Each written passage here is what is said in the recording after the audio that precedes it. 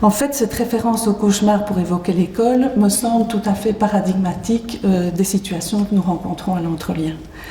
Dès lors, une première question se pose de savoir mais pourquoi l'école est devenue cauchemardesque pour un nombre de plus en plus important d'élèves, nécessitant ainsi la création de plus en plus de dispositifs d'intégration scolaire pour accueillir des adolescents pour qui la vie à l'école est devenue compliquée, très compliquée.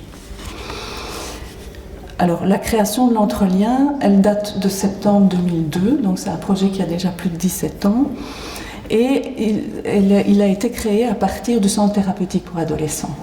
Alors, au départ, l'enjeu de ce projet de l'Entrelien, c'était plutôt de répondre aux situations des jeunes qui quittaient le centre thérapeutique pour adolescents et qui n'avaient pas forcément encore un projet, ou qui étaient en cours d'année, pas en mesure de pouvoir retourner à l'école, ou pour qui le retour à l'école n'était pas forcément indiqué.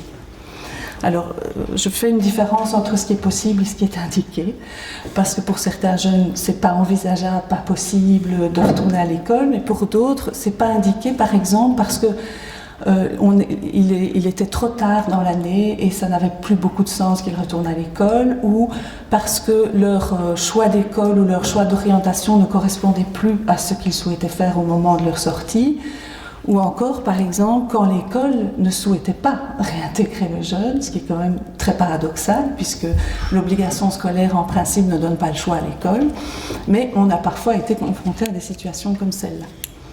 Donc, pour revenir à la genèse du projet de l'Entrelien, on était plutôt dans un travail de suivi post-hospitalisation CTHA, et on était plutôt dans la logique de la création de projets pour ces jeunes, de travailler avec eux la question du projet.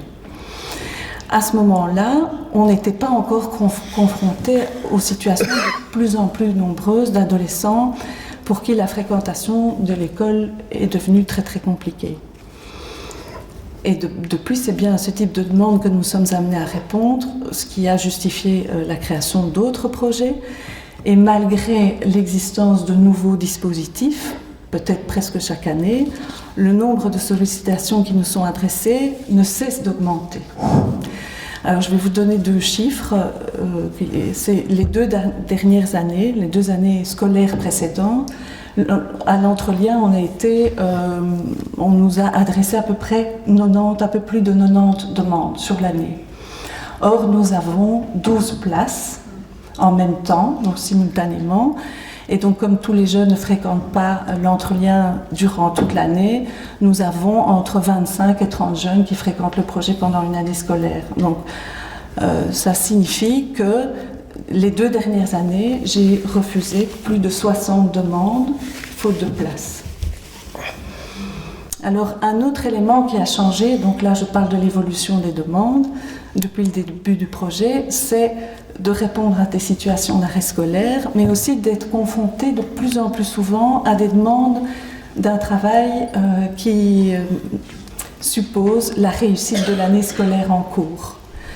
Donc la demande est de plus en plus souvent formulée comme « je veux réussir mon année, bien que je sois hors école », plutôt que comme « je veux pouvoir retourner à l'école ».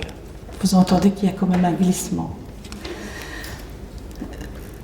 Alors ce constat d'une demande qui serait de plus en plus de ce côté-là nous pose question. Parce que est-ce qu'en y répondant en tout cas de manière systématique, on ne contribue pas à créer un circuit parallèle qui, alors j'ai pensé au même signifiant que vous ce matin, qui contribuerait plutôt à la désintégration scolaire.